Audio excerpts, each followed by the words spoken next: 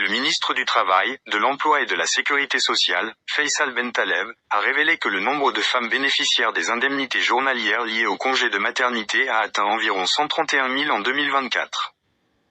Lors d'une présentation devant la Commission de la Santé, des Affaires sociales, du Travail et de la Solidarité nationale de l'Assemblée populaire nationale, le ministre a souligné que ce chiffre marque une hausse significative par rapport aux années précédentes, notamment 2013, où seulement 94 000 bénéficiaires avaient été enregistrés, pour un coût total de 9,8 milliards de dinars. En revanche, les dépenses liées aux indemnités de congé maternité en 2024 se sont élevées à 26,5 milliards de dinars, selon les données du ministère. Ben Taleb a indiqué que les organismes de sécurité sociale ont intensifié leurs efforts pour améliorer l'accompagnement des femmes enceintes, notamment grâce à la signature de conventions de coopération avec des cliniques spécialisées en obstétrique, dans le cadre du système de paiement par tiers.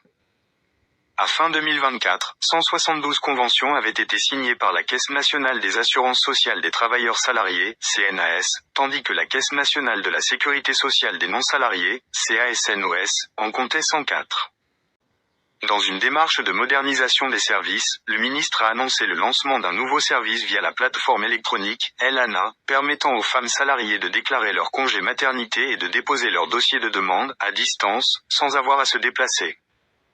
Cette initiative s'inscrit dans le cadre de la réforme de la loi 83/11 relative aux assurances sociales, visant à s'adapter aux mutations socio-économiques et à renforcer les principes d'équité et de solidarité sociale, particulièrement en faveur des femmes en période de maternité.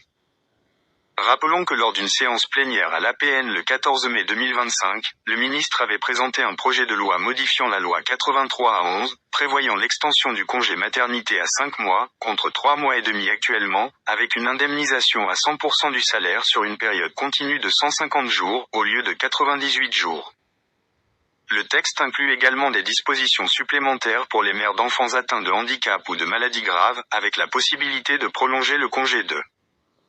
50 jours supplémentaires après la période légale, sur présentation d'un dossier médical. 165 jours supplémentaires si nécessaire, sous les mêmes conditions. Une avancée majeure pour les droits des femmes actives en Algérie.